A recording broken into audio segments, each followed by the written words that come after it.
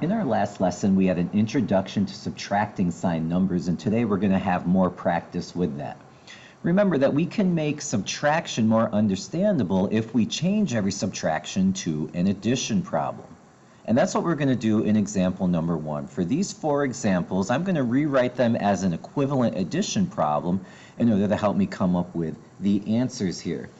Remember that the way that you make a subtraction and addition problem, you have to keep the first number in the problem the same, but then you add the opposite of the number that's being subtracted. So add the opposite of the second number. So in example A, we see 12 minus 7. Okay, now we all probably know the answer to this question already, but we're just going to practice writing it as an addition problem. Again, I'm going to keep the number the same, the first number the same, 12. And then, instead of subtracting 7, I'm going to add the opposite of 7, which is negative 7. Okay? And then again, using our rules for adding sign numbers, if they're different signs, I'm going to keep the sign of the number with the bigger absolute value, which happens to be the positive number 12. And then I'm going to subtract the absolute value. So 12 minus 7, that gives me an answer of 5. In example B, we have negative 10 plus negative 6. Again, I'm going to rewrite it as an addition problem by keeping the first number the same, negative 10. And now I'm going to add the opposite of my second number. The opposite of negative 6 is positive 6. So I'm just going to make that a 6. Okay? And now I'm going to do negative 10 plus 6, the negative number as the bigger absolute value, so I'll keep that sign. It's going to be a negative.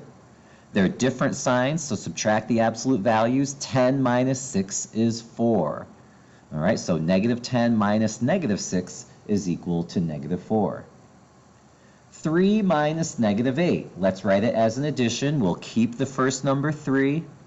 We'll add the opposite of negative 8, which is positive 8.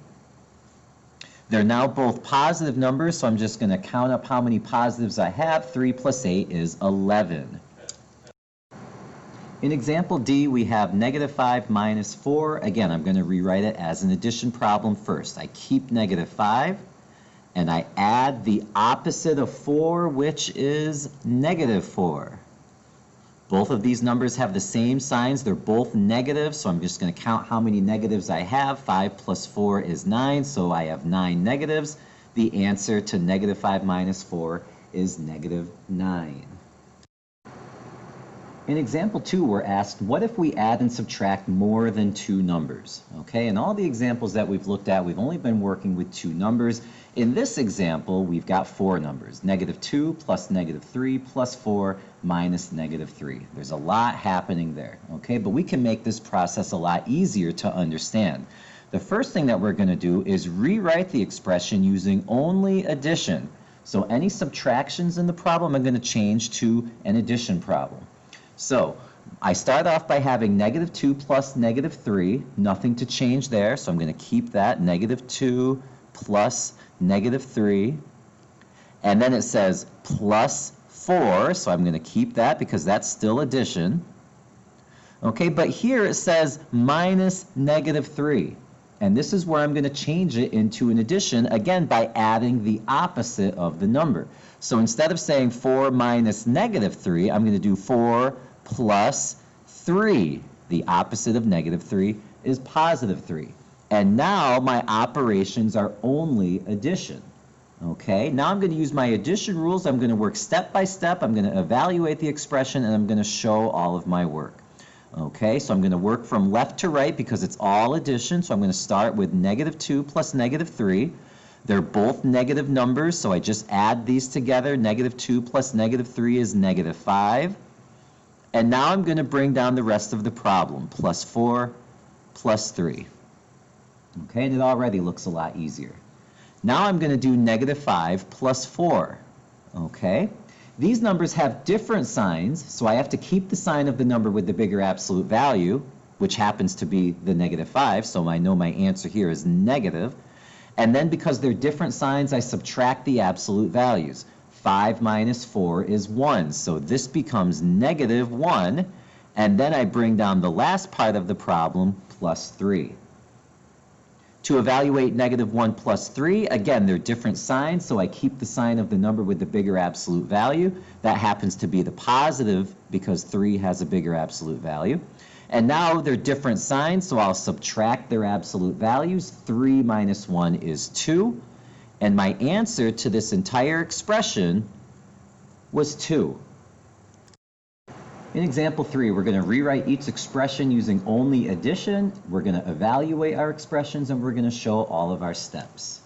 Okay, so we have -12 minus 4 minus -6 plus 7. Let's rewrite this as just addition. I have -12 plus, the opposite of 4 is -4, plus the opposite of -6 is 6.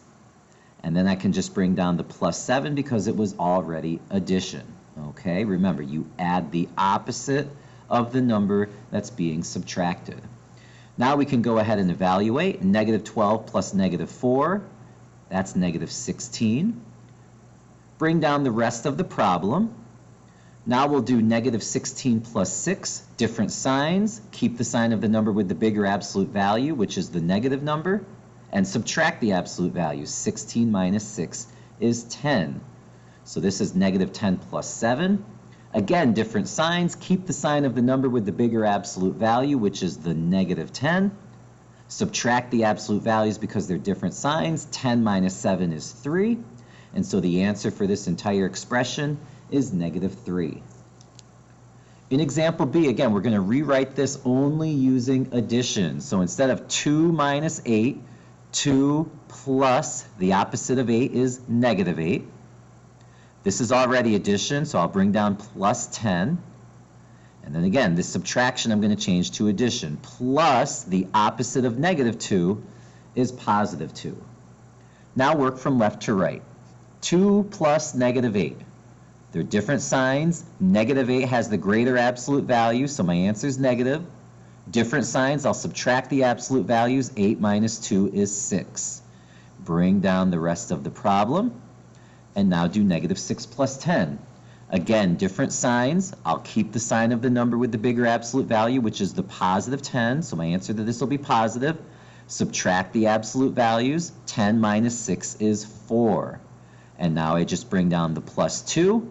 Same sign, so I'll add 4 plus 2 is +6, which is the answer to this entire expression. In the next examples, we're going to practice subtracting signed fractions and decimals. That said adding, make it say subtracting, okay? We're going to start by subtracting fractions, so let's review the rules for subtracting fractions. In order to subtract fractions, you must have common denominators. We saw when we added fractions, we also needed common denominators. And now remember that subtracting a number is the same as adding the opposite. Just add the opposite of the number that's being subtracted. So the first number you're going to keep the first number the same, and add the opposite of the second number. Then all you have to do is follow your addition rules. In example 4, we're going to do 3 subtraction problems that involve fractions. So in the first example, we have 2/9 minus 11/36.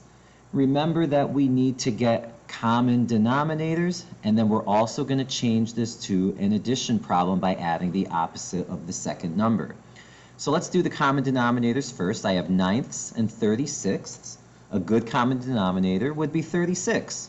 So I'm going to change 2/9 into something over 36. 9 times 4 is 36, so 2 times 4 is 8. Okay, I'm going to keep 11/36 the same, but I'm not going to subtract. I'm going to add the opposite, and that happens to be -11/36. Okay, now I can go ahead and do this problem. All right, I'm going to subtract the absolute values because the numbers have different signs. 11 minus 8 is 3, so this is 3/36. And I have to keep the sign of the number with the bigger absolute value, which was the -11/36. So this is -3/36.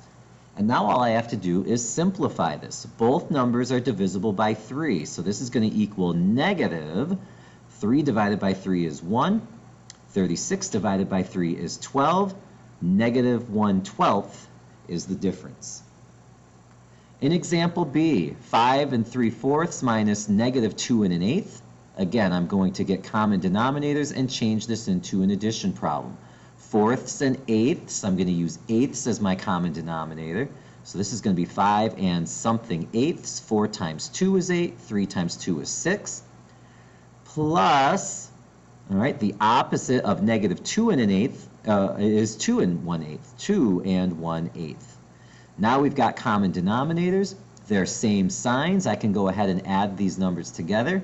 6/8 plus 1/8 is 7/8, and 5 plus 2 is 7. 7 7/8 is our answer. Finally, in letter C, negative 16/24 minus 5/8. 24ths and eighths, I'm going to use 24ths as my denominator, so I can keep negative 16/24. And again, I'm going to add the opposite here. The opposite of 5/8 is a negative 5/8, but we're going to make the denominator a 24. 8 times 3 is 24. 5 times 3 is 15. And now, since they're both negative numbers, I'm going to add them together. Negative 16/24 plus negative 15/24 is negative 31/24. My numerator is bigger than my denominator, so let's go ahead and rewrite this as a mixed number. Again, it's going to be a negative number. 24 goes into 31 once, and there would be 7/24 left over. So negative 1 and 7/24 is the answer to this subtraction problem. Let's practice subtracting decimals now. Remember, we're going to change the subtraction problems into an addition problem first. When you're subtracting decimals, you need to line up the decimal places. Okay? And also remember that when you're subtracting decimals, we're going to fill in any empty decimal places with a 0. And then when you're subtracting decimals, remember, write the number with the greater absolute value on top. Whichever number has the greater absolute value gets written on top. So in letter A, we have 18 72/100 minus 57 4/10. Write it as addition first. We keep 18 72/100 and we add the opposite of 57 4/10, which is negative 57 4/10. Different signs. I'm going to keep the sign of the number with the bigger absolute value, which is the negative number. And since they're different signs, I'm going to subtract the absolute value. So I'm going to do 57 4/10 minus 18 72/100. The number with the bigger absolute value goes on top. Put a 0. And now let's subtract. 0 minus 2, that 0 becomes a 10. The 4 becomes a 3. 10 minus 2 is 8. 3 minus 7 we can't do. That becomes 13, and the 7 becomes a 6. 13 minus 7 is 6. Decimal point. 6 minus 8 we can't do. That becomes a 16. The 5 becomes a 4. 16 minus 8 is 8. 4 minus 1 is 3. So we get negative 38 68/100. Negative 4 38/100 minus 92/100 make it addition. Negative 4 38/100 plus the opposite is negative 92/100. Same sign, so I'm going to add the absolute values. 4 38/100, 92/100. I add them together. 8 plus 2 is 10.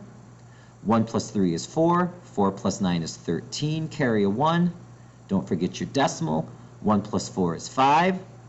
And don't forget your answer. They're both negative. My answer is negative, so we get negative 5 30/100. All right, finally, negative 5 75/100 minus negative 2 125,000. Make it an addition first. Keep the first number. Add the opposite of the second number. My negative number has the greater absolute value. I'm going to subtract the absolute values because they're different signs. Put a 0. All right, that becomes a 10. That becomes a 4. 10 minus 5 is 5. 4 minus 2 is 2. 7 minus 1 is 6. 5 minus 2 is 3. So we get negative 3 and 625 thousandths. So remember, change your problems to addition first.